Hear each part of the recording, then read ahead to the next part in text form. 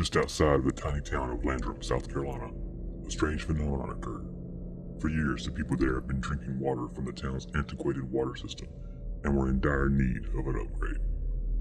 Finally, Landrum was able to secure funds from federal grant money to upgrade the water system's infrastructure. They started work immediately. The workers employed by the town headed to the water treatment plant, where they would start this Herculean task. They started digging down with their heavy equipment, and when they had reached approximately 200 feet deep, there was a loud explosion. It was so massive, it blew the workers standing around the huge hole off their feet and set off car alarms for several miles away.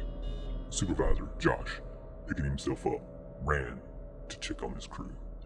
There were several injuries and a few missing. They started trying to figure out what exactly had happened. 911 dispatch was flooded by citizens reporting the loud boom, concerned and confused as to what had taken place. The mayor and the sheriff went out to the scene where the crew was located. When they arrived, Josh had already strapped up and was descending into this massive hole.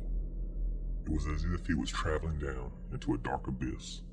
All you could see was a dimming glow from his headlamp, until finally, that was no longer visible. Josh radioed to the surface to halt. Everyone stood around gazing into this massive dark hole, waiting for further instructions. Then things started unraveling.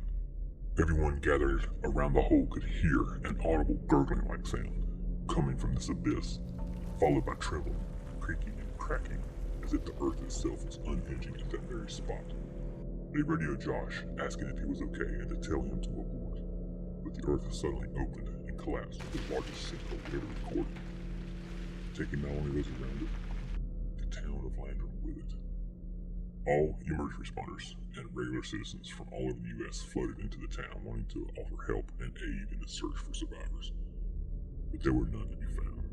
Geologists and scientists investigating the site fear that this event has started a chain reaction that will spread across the eastern seaboard, changing the landscape forever and threatening millions of lives.